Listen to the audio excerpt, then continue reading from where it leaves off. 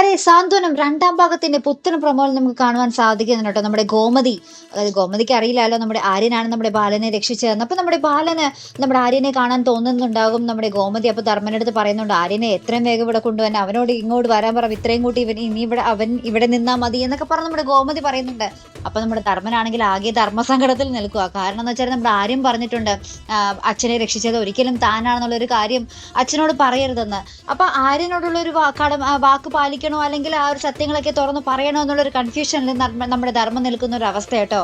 അപ്പൊ ഇനി എന്തൊക്കെയാകും അവിടെ നടക്കാൻ പോകുന്നത്? എവിടെയാണെങ്കിലും നമ്മുടെ മിത്രയുടെ ഒരു ബർത്ത്ഡേ സെലിബ്രേഷൻ ആട്ടോ. അപ്പോൾ ഫ്രണ്ട്സ്, നമ്മുടെ മിത്രയുടെ കോളേജിലത്തെ ഫ്രണ്ട്സ്, മിത്ര ഒന്നും അറിയാതെ വീട്ടിലൊക്കെ ഫുള്ള് ഡെക്കറേറ്റ് ഒക്കെ ചെയ്ത് കേക്കൊക്കെ സെറ്റാക്കി വെച്ചിരിക്കുകയായിരിക്കും.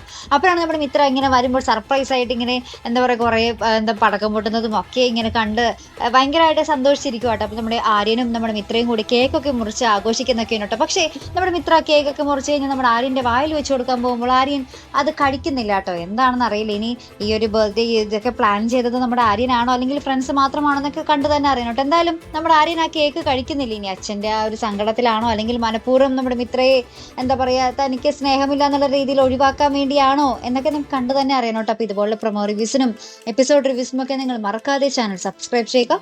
അടുത്തൊരു വീഡിയോയുമായി വരുന്നത് വരയ്ക്കും ഗുഡ് ബൈ.